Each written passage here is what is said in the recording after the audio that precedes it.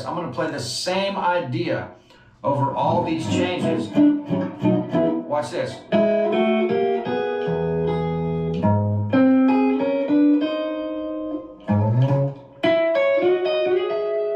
Today I'm breaking down a popular Guthrie Trapp lesson where he shows you how to move around the fretboards in sixths. And this is done over a tasty chord progression in the key of A. These are a great way to add colour and movement to your playing while still keeping things rooted in the harmony. Let's check out this video and then we'll break it down slowly with tabs. Now in the video, Guthrie demonstrates it on the G and the high E strings, but I've got tabbed out and I'll demonstrate on the G and the high E, on the D and the B strings, and the low E and the D. So that's how I'm looking at this. Now, I'm not going to show you every single possible way to do that because we'd be here for 4 or 5 hours. But there's another way you can do this. Look at these. Watch this. I'm going to play the same idea over all these changes. Watch this.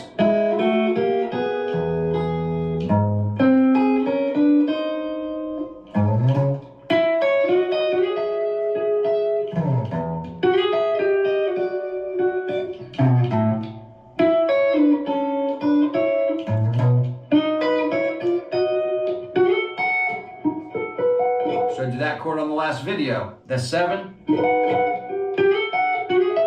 Right back to your E, right? So, in case you've not seen the video, the chord progression is E major to G sharp 7 to C sharp minor to E7, A major, B major, back to E, and then turn around back on B7. But we're going to be using these sixths to get around the place, right? So it kicks off. We're going to start with this. This is the major third. This is over E, so this is the major third. So this is going to be on the G and the high E string to begin with. So this is the major third, and then the high E, that's our root. So that's over the first E chord. So it's coming out of this chord shape, and then finding its way into this one. So we've got, and then we want G sharp 7, so, because there's your G7, G sharp 7. So we're starting on that third and root. Exactly the same as what we did for E. And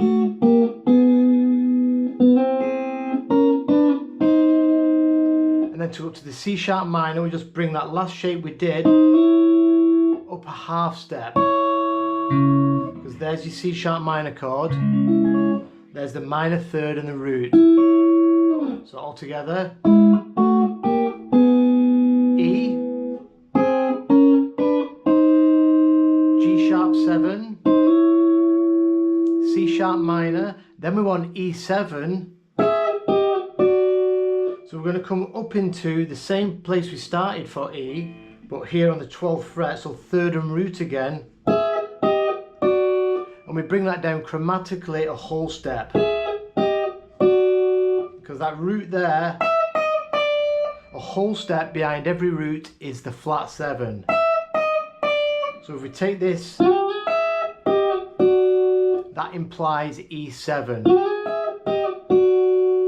And then that's going to take us to that flat 7 of E.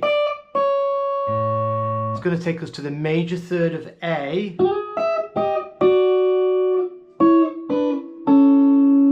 Where we can plug in A, then bring that up a whole step. That's to B, and then B7. We go up to the 14th fret with this last shape. So this is coming out of this B7 chord, or it's this one that you probably know very well, which is an octave of this. There it is. And then that flat 7 of B drops back a half step to the major third back into our E. So that whole series, that whole progression on them two strings slowly.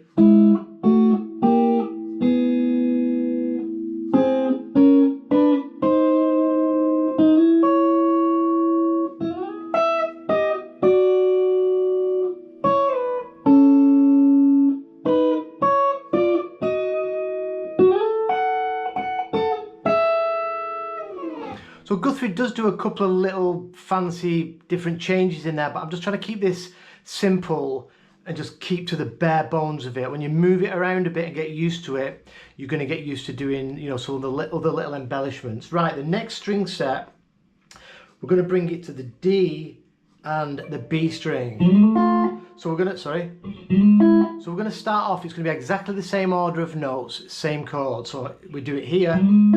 This is third and root of E again, out of your C form. Remember, per string set, there's only two different shapes. So that's going from your C form into your A form. So start off. And then again, G sharp 7. There's our C sharp minor. And then we're going to come into an octave of this shape, octave of our C shape, and bring that down chromatically like we did last time, which takes us to E7. And then we pick up A here, out of the A form, into the C form, and then a whole step up for B, and then move that up to B7. And that drops back to E7. So I'll do that string set slowly.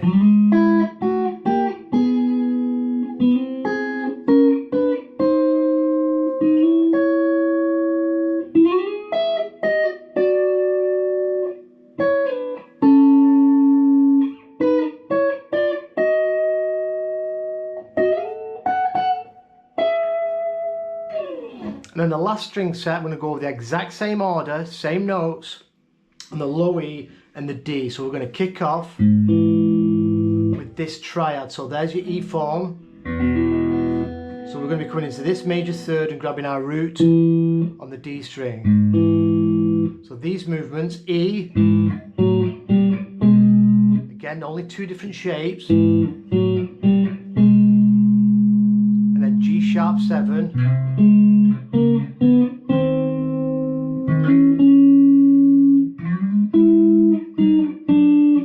For my E7, I just came back up to this shape, an octave higher, and brought it down chromatically a whole step. And then we want A, and then B,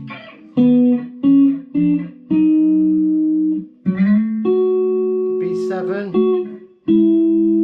back to E. So I'll do them really slow.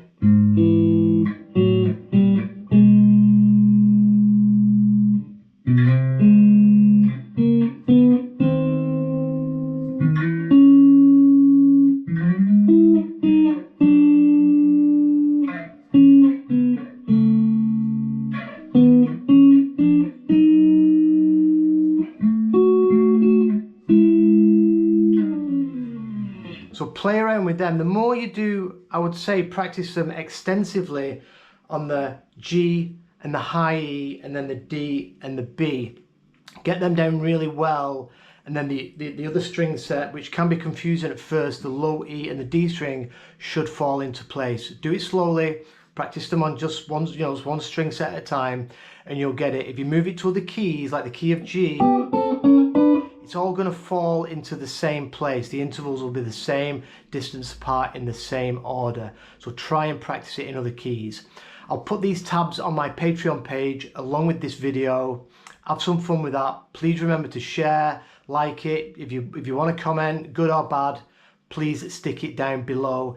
Thanks for the support, everybody, and I'll see you soon.